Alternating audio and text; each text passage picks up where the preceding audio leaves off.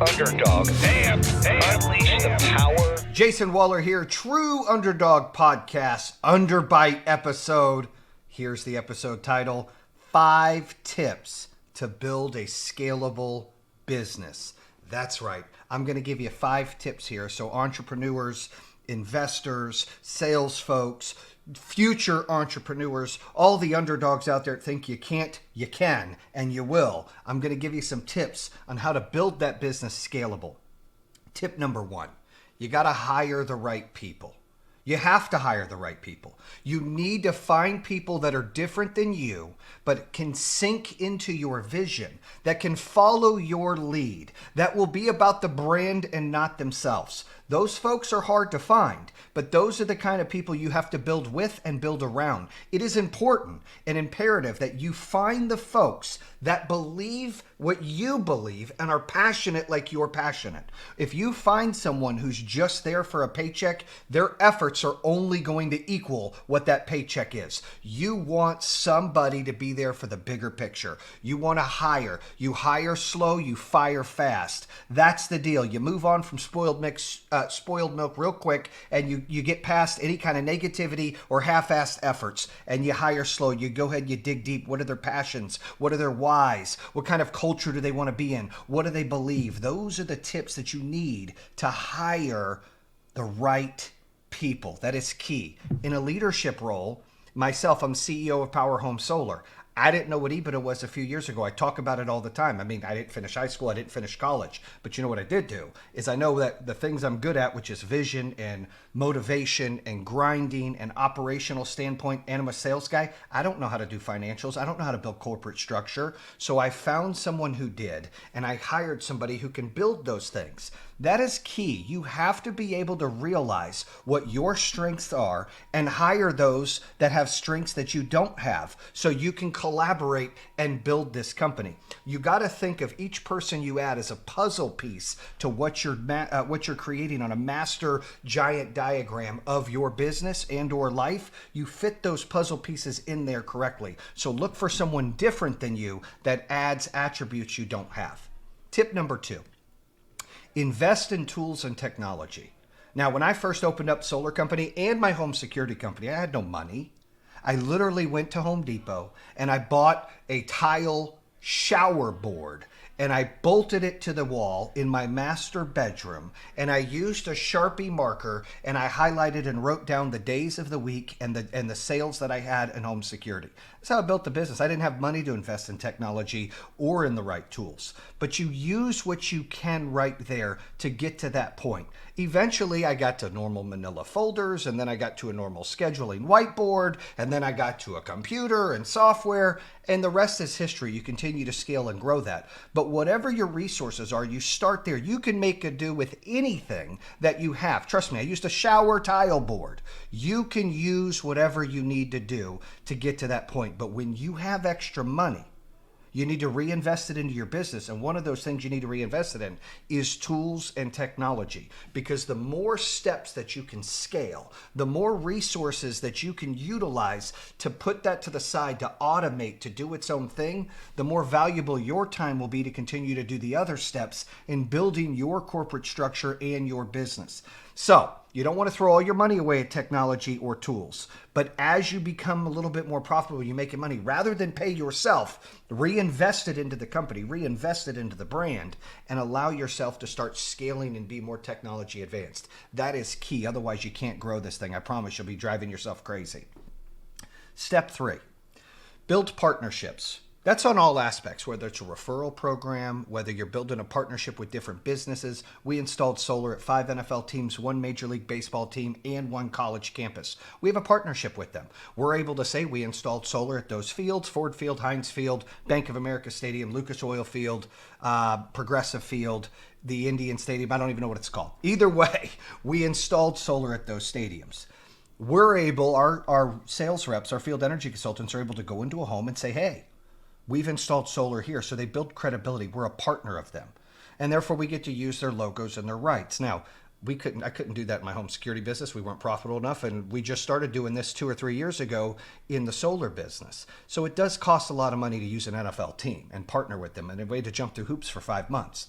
But on a smaller scale, you can find the right partners. Maybe your business needs referrals or homeowners. You work with real estate agents. You work with homeowners, insurance agents. You find different people that you can partner with. You build those relationships and those partnerships to better yourself and your business. You got to find a way to scratch someone's back and they can scratch your back. You have to find something that you can give them and then they can give you.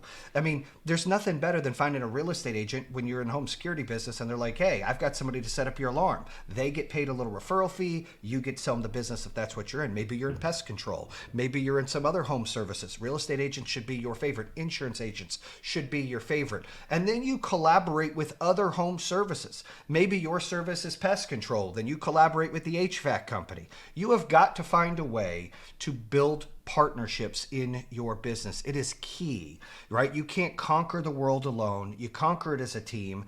I'm a big believer in that. So you find a way to build relationships and partnerships. That is key.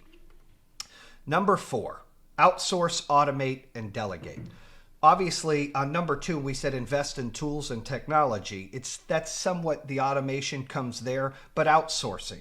How many things can I pull off of my people and outsource that can be cost efficient? You have to be able to look at that. You know, when people are walking around that work for you, you got to love them. You got to care for them. You got to pat them on the butt. Great job. But let's not get this twisted. They're there to do a job. You got to hold KPIs. You got to hold them accountable. They got a dollar sign above them. What are they bringing to the company? What are they costing the company? Is it green or is it red?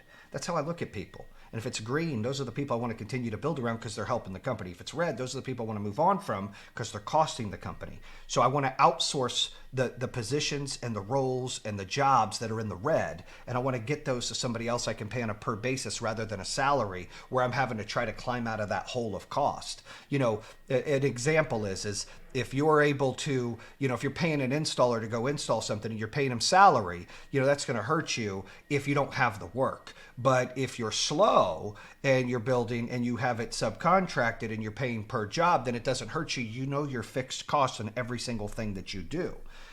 You only go to salary when you're busy enough. So you try to outsource until you get big enough to bring it all in-house. That's the key to doing that. You don't want to overspend. You don't want to be paying people to sit on their butt. You want to make sure you're busy enough to bring people in full time. Delegate. The less that you do on the grind. I built my companies from the ground up, meaning I did the sales, I did the marketing, I did the, you know, I still do some of the commercials in the face. I did talking to the customers, customer service, helping with permits, you name it. I wanted to know all of it. I didn't want anyone to outsmart me. I wanted someone to sit in that seat and respect that I can do everybody's job. I'm not some person that's just running the show. However, if I stayed doing that, we wouldn't be as big as we are. You've got to delegate. You've got to build leaders, develop leaders, and hand them things. You have to empower your leaders and the people that work for you. Empower them to make decisions. It's better that they make a wrong decision than not making a decision and going to you for every $5 decision because it pulls away from you growing. In order for you to grow your business, you've got to have a vision and you've got to work on gaining, you know, putting more railroad down for the company to move. You don't need to worry about what's behind you. That's what you delegate to them. You have them deal with all that stuff. You teach them that. And when you move yourself from the situation, you know, you'll see a lot of these little bushes and these little trees, which will be your leadership team. They're needing some sunshine. So you empower them and they grow and they blossom because they can make decisions. You become proud of them. They feel more empowered and they're making the decisions for something they are a part of rather than what they're told to do. It is very strong if you can be able to build a culture like that and hire people and make sure you delegate that way. And then you teach them to delegate so they can move up. That's kind of the process you have to get to. That is that is key to take it to the next level. And then my favorite tip out of this 5 is don't forget marketing. You have to market yourself every day. Look, I'm wearing a True Underdog podcast shirt right now. This is what I've got on right now, representing our brand. I've got a Kangol shirt on. They don't pay me, but I thought a Kangol hat on. They don't pay me, but I thought the hat was cool. But listen, Every single business that I've been a part of, you got to find a way to market. Before Instagram and Facebook Lives were cool, 5-6 years ago, I was doing them, for the solar company. People were laughing at me. People were mocking me. People were, I looked goofy. I was douching people. I was bad, but I didn't care. I'm a big believer that the more people I piss off, the more people I stuff down their throat, our product, our brand, what we're doing, what I'm doing, all of this, the more friends and family come and go, Jayson, what the hell are you doing? I'm sick of seeing your shit. I see your shit every day.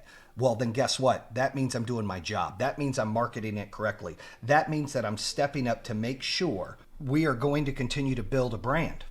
When you're building that brand and you're stuffing it down people's throats, if they're getting aggravated and annoyed, your family and friends, of seeing your face and seeing your product and seeing your company and seeing anything that you're doing, then you're finding new people. And that's the goal there. So you just got to tell your friends and your family, relax. Quit being a hater. Quit talking shit. Right? I'm branding myself. I'm building something big here. Just ignore it if you don't like it, or buy from me. Maybe it goes away. Tell your friends about it. But what you do is you just keep branding it, and you got to go all aspects. You cannot fish. You cannot build a company by taking a fishing pole and marketing. You need to come in guerrilla marketing from everywhere, or have a big net and catch everything. I'm talking LinkedIn, Twitter, Facebook, Instagram, YouTube, Google, TV, radio, mailers. I remember when we used to put out flyers for the security company. I knew if the flyer team was doing their job if I was getting calls from homeowners that were pissed off. Listen to me.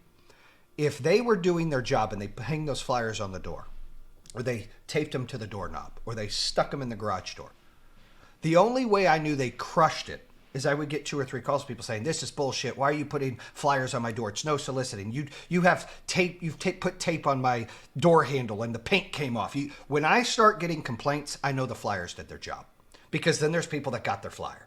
But if I wasn't getting that, then they weren't doing their job. I knew they weren't putting enough flyers out, because you got to get the flyers out there to get the calls. You got to get the phones to ring. You got to get the forms to be filled out. You got to market every which way you can. Now, you can't go out there and just monsterly go out and spend millions and millions of dollars on a budget. You slowly get to that point I talked about. As your company becomes profitable, you reinvest back into the brand. You need to have trial and error and try different marketing campaigns. Let me try Facebook. Let me try Instagram. Let me try Twitter. Let me try, this. Let me work with partners and referrals. Let me, do some Google AdWords.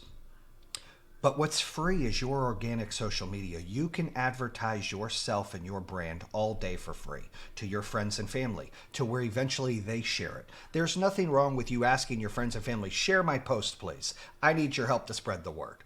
You have to ask. If someone asks you and you say, I'm not going to do that, then you're a prick. You're not good people, okay? But if you ask them to do it, what are they going to say? I'm not going to do that for you. Of course they're going to do it. They know that you're doing something. You don't have an agenda. You're not looking for something from them for them to pay you. You're asking for their help to spread the word that you're trying to build something you believe in. And you just ask. Don't be embarrassed. People get a little nervous, like it's so weird and corny that I'm on there all the time or I'm promoting my product. It's not weird or corny. You have to get over that. I used to feel the same way. I used to be like, oh gosh, my face is on TV on the commercial, I don't like it, or I'm on the wrap of the car. It used to bother me. People would say, it bothered me. In fact, sometimes I get a little uncomfortable, but you got to be comfortable being uncomfortable in order to really market your brand. You need to go full-blown scorched earth, every single option you can, all the nets, all day, every day. Sunday, wear your gear. Saturday, wear your gear. You get on TV, wear your gear. Get the swag. Talk to people about it. Let them know what you do. Wrap your car. Get flyers. Get mailers. Send emails. Do all kinds of campaigns through social media. Work with referral partners. Get them swag bags. Get people excited about what you're doing in order to get organic marketing for your business. If you follow these 5 steps, I can assure you your business will be more scalable and more profitable than it was before you heard this episode. I promise. But you got to stick to the game plan. Don't try to get cute. Don't try to sit here and do things. I've been failed. When you fail, you learn. So don't quit. But try these things. Follow these steps. Simplify it for what you're doing out there. And I assure you, you're going to see better results. Check us out on iHeart, Apple, Google, Castbox, YouTube. Check the website out, jasonwaller.com, trueunderdog.com, and powerhome.com. Bam! And that concludes another episode here on True Underdog. If you're interested in hearing more, make sure you subscribe at iHeartRadio, Spotify, Apple Podcasts, or the YouTube channel. You can always visit trueunderdog.com, subscribe to all of them. Make sure you check out our newest episodes coming out on Mondays and Thursdays. True Underdog, baby. Bam!